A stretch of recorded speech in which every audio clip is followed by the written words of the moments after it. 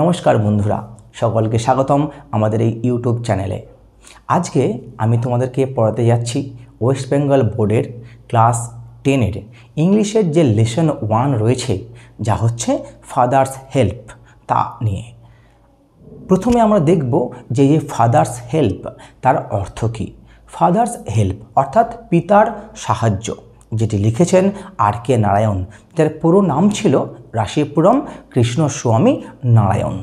এবার চলে আসছি আমাদের মূল পাঠ্যে, যে প্রথম অংশ রয়েছে, যা হচ্ছে অথর এবং টেক্সট সম্বন্ধে, অর্থাৎ লেখক এবং এই পাঠ্য সম্বন্ধে। দেখো প্রথমে কি বলছে। R K. Narayan is one of the leading figures. R K. Narayan যিনি ছিলেন একজন অন্যতম একজন নেতৃত্ব প্রদানকারী, একজন পথ প্রদর্শককারী, একজন চেহারা, একজন লেখক of early Indian literature in English, অর্থাৎ ভারতীয় ইংরাজি সাহিত্যের। His notable works include Malgudi days and the guide. তার যে উল্লেখযোগ্য যে কাজকর্ম তা হচ্ছে কি, তা হচ্ছে মালগুড়ি ডেজ এবং the guide. He was awarded the Sahitya Akademi award in 1958 for the guide. আর এই দ্য গাইড লেখার জন্যই 1958 খ্রিস্টাব্দে তাকে সাহিত্য একাডেমি পুরস্কারে তাকে ভূষিত করা হয়েছিল। দ্য স্টোরি, এই পাঠ্যটা যেটা আমরা পড়তে যাচ্ছি, অ্যান এডিটেড এক্সার্ট, সেটা একটি সংকলিত এটি অংশ ফ্রম মালগুড়ি ডেজ, যা নেওয়া হয়েছে তারই লেখা সেই মালগুড়ি ডেজ থেকে। ইজ অ্যাবাউট এ ইয়ং বয়, যেটি হচ্ছে একটি ছেলেকে নিয়ে। কল্ড স্বামীনাথন, যাকে বলা হতো স্বামীনাথন, অর্থাৎ যার নাম ছিল Swaminathan. Who is unwilling to go to school, যে কিনা স্কুল যেতে, বিদ্যালয়ে যেতে যে অনিচ্ছা বোধ করেছিল। বাট ইজ ফোর্সড, কিন্তু সে বাধ্য হয়েছিল। এখানে ফোর্স কথার অর্থ হচ্ছে বাধ্য হওয়া। বাই হিজ ফাদার, তার বাবার দ্বারা। টু অ্যাটেন্ড স্কুল, এই বিদ্যালয়েতে উপস্থিত থাকার জন্য। দ্য স্টোরি এক্সপ্লোরস, এই গল্পটা এক্সপ্লোর করছে যে হাউ, কিভাবে, through the events that follow, অর্থাৎ ঘটনাক্রমেতে, Swami's original reservations about his teacher Samuel get transformed considerably, যে কীভাবে এই স্বামীর তার শিক্ষক স্যামুয়েল সম্বন্ধে তার যে ধারণা ছিল, সেই ধারণা কীভাবে সেগুলি বদলে গিয়েছিল, সেগুলো পাল্টে গিয়েছিল। চলে আসি আমাদের এবার আসল বা মূল পাঠ্যতে। প্রথম আমরা ইউনিট 1-কে নিয়ে। দেখো কি বলছে। প্রথম দেখছি আমরা লেখা রয়েছে যে লাইং ইন বেড, অর্থাৎ বিছানায় শুয়ে থেকে। স্বামী রিয়েলাইজড, স্বামী বুঝতে পেরেছিল। এখানে রিয়েলাইজ কথার অর্থ হচ্ছে বুঝতে পারা, অর্থাৎ আন্ডারস্ট্যান্ড। সেখানে বুঝতে পেরেছিল উইথ এ সাডার, একটু বেশ কম্পিত হয়ে, বলতে পারি একটু বেশ ট্রেমবেল হয়ে, অর্থাৎ হালকা কেঁপে গিয়ে সে যেন বুঝতে পেরেছিল যে that it was Monday morning, যে আজ নাকি সোমবার সকাল। ইট লুকড অ্যাজ দো, যদিও এটা তার মনে হয়েছিল অনলি এ মোমেন্ট এগো, মাত্র এক মুহূর্ত আগে, ইট ওয়াজ ফ্রাইডে, এটা নাকি শুক্রবার ছিল। অর্থাৎ এখানে বলছে যে সোমবার সকালেতে স্বামী প্রচণ্ডভাবে চমকে গিয়ে সে বুঝতে পারল যে আজ কিন্তু সোমবার, আজ কিন্তু শুক্রবার না, কিন্তু তার মনে হয়েছিল এক মুহূর্ত আগেও যে আজ নাকি শুক্রবার। অলরেডি মন্ডে ওয়াজ হিয়ার, ইতিমধ্যে সোমবার চলে এসছে। হি হোপড, এবং সে আশা করেছিল, he didn't have to go to school, তাকে যাতে স্কুল বা বিদ্যালয় যেতে না হয়। তো এখান থেকে আমরা যে প্রশ্নগুলো পেতে পারি তা হচ্ছে যে স্বামী কোন দিন এইভাবে একটু কেঁপে গিয়েছিল। অবশ্যই উত্তর হবে যে সোমবার দিন সকালেতে। তার কি মনে হয়েছিল? তার মনে হয়েছিল যে আজ শুক্রবার, এবং সেখানে কি আশা করেছিল না, সে আশা করেছিল তাকে যাতে স্কুল বা বিদ্যালয় যেতে না হয়। অ্যাট 9 o'clock, সকাল 9টার সময়। স্বামীনাথন ওয়েলড, তখন স্বামী একটু চিৎকার করে সে বলে উঠল যে আই হ্যাভ এ হেডেক, যে আমার মাথার যন্ত্রণা হচ্ছে। এখানে ওয়েল কথা আমরা বলতে পারি যার অর্থ হচ্ছে give a cry of pain, অর্থাৎ একটু যন্ত্রণা ক্লিষ্ট হয়ে চিৎকার করা।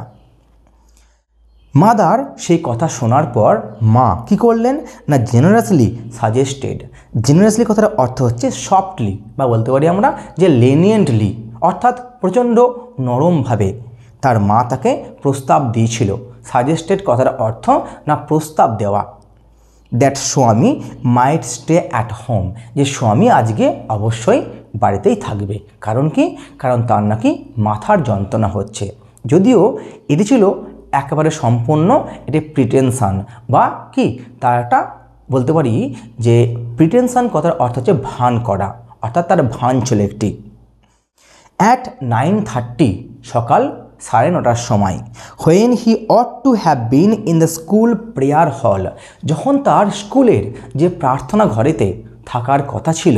এখানে অট টু কথার অর্থ হচ্ছে তা কি উচিত ছিল আর কি।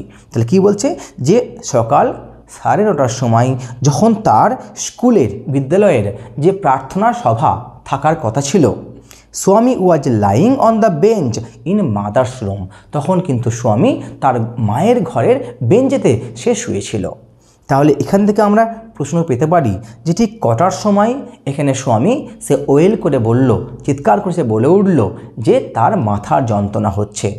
প্রশ্ন এখান থেকে আসতে পারে যে তার কি সত্যি করেই কোনো মাথার যন্ত্রণা হচ্ছিল কি?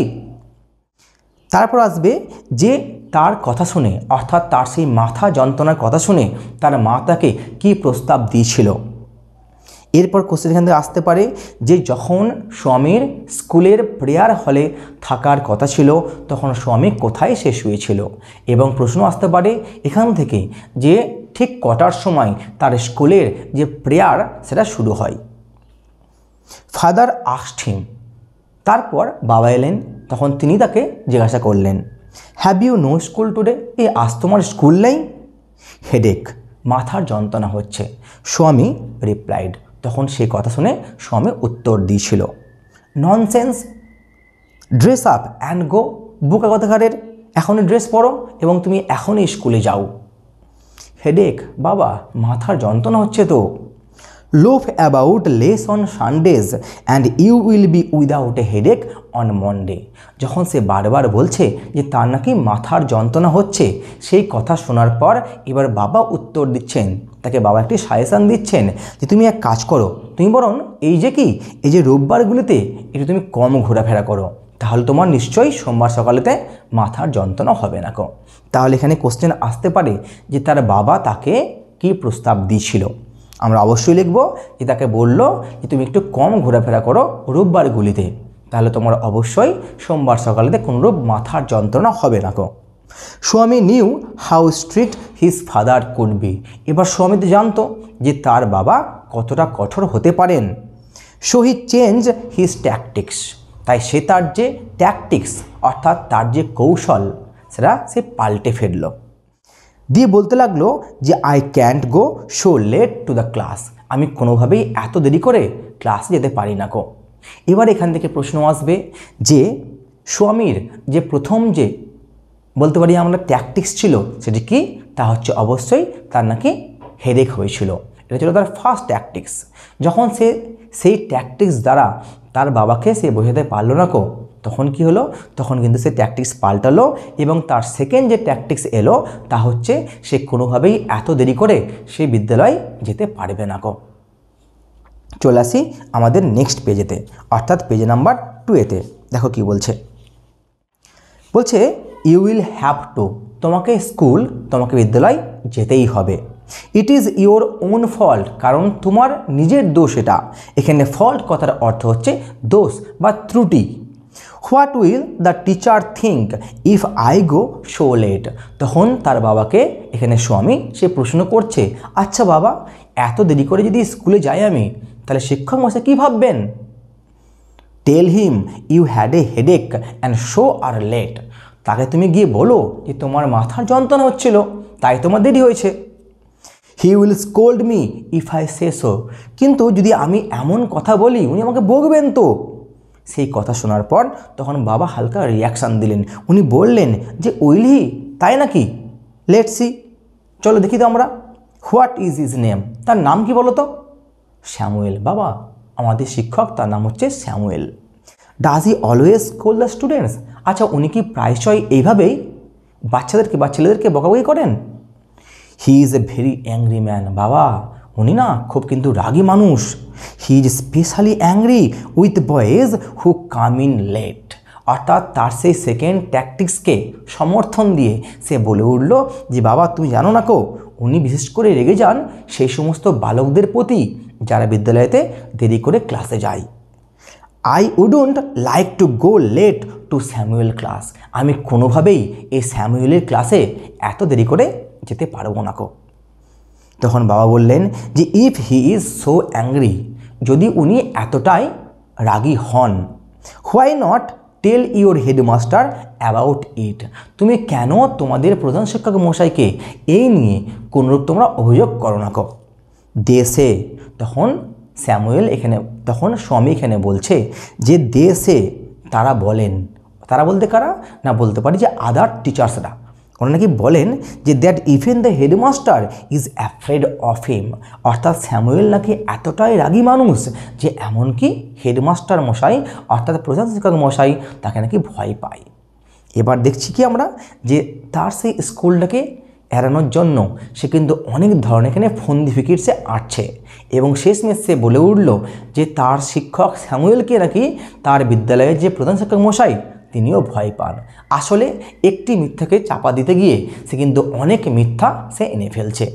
তাহলে এই ছিল আমাদের ইউনিট 1। আমি আশা করব তোমরা ভালোভাবে পড়াটা বুঝতে পেরেছ। তাও যদি এখান থেকে কোনোরূপ কোনো ডাউট থাকে, কোনো তোমাদের প্রশ্ন থাকে, তোমরা অবশ্যই নিচের কমেন্ট বক্সে আমাকে জানিও এবং তোমরা অবশ্যই আমাদের এই চ্যানেলকে ফলো করতে বা সাবস্ক্রাইব করতে যেন ভুলো না কো এবং তোমরা অবশ্যই শেয়ার করো আমাদের এই চ্যানেল এবং লাইক করো এই ধরনের আরও অনেক ভিডিও পাওয়ার জন্য। আমি আশা রাখছি যে তোমরা আমাদের যে পরবর্তী ভিডিও রয়েছে তা তোমরা অবশ্যই দেখবে। ধন্যবাদ সকলকে, সকলে ভালো থেকো।